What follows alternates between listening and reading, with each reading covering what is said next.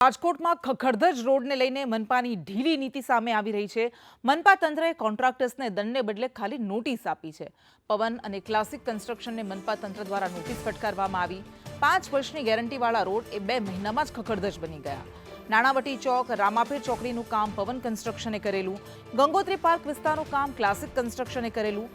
5 વર્ષની ગેરંટી તેમ છતાં પણ 2 મહિનામાં જ રોડનું ધોવાણ થઈ ગયું છે। મનપા તંત્રએ કોન્ટ્રાક્ટર્સને માત્ર નોટિસ આપીને સંતોષ માન્યો।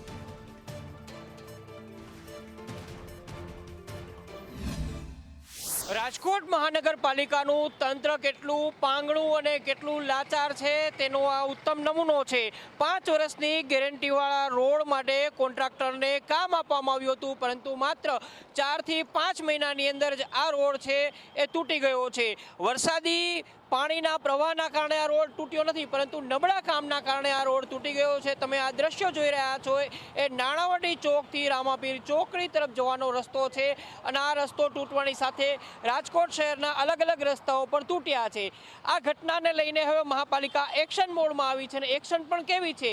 2 કન્સ્ટ્રક્શન કંપનીઓ ક્લાસિક અને પવન કન્સ્ટ્રક્શન છે, એમને માત્ર નોટિસ ફટકારવામાં આવી છે। રોડનું કામ કન્સ્ટ્રક્શન કંપનીએ કેવું કર્યું છે કે અહીંયા આખી જે કપચી છે એ હાથમાં આવી જાય છે। આ પ્રકારનું નબળું કામ, અને એમાં પણ આ રોડની સાઈડની અંદરનો આખો જે ડામર છે એ ઉખડી ગયો છે। સ્વાભાવિક રૂપથી સમજી શકાય છે કે કોન્ટ્રાક્ટરો દ્વારા કેટલું નબળું કામ કરવામાં આવ્યું હોય। ઉનાળાની અંદર કરેલા કામની અંદર ચોમાસું આવતા જ આખો રોડ તૂટી ગયો છે। આ પ્રકારની નબળી કામગીરી રાજકોટ શહેરની અંદર અલગ અલગ જગ્યાએ જોવા મળી રહી છે।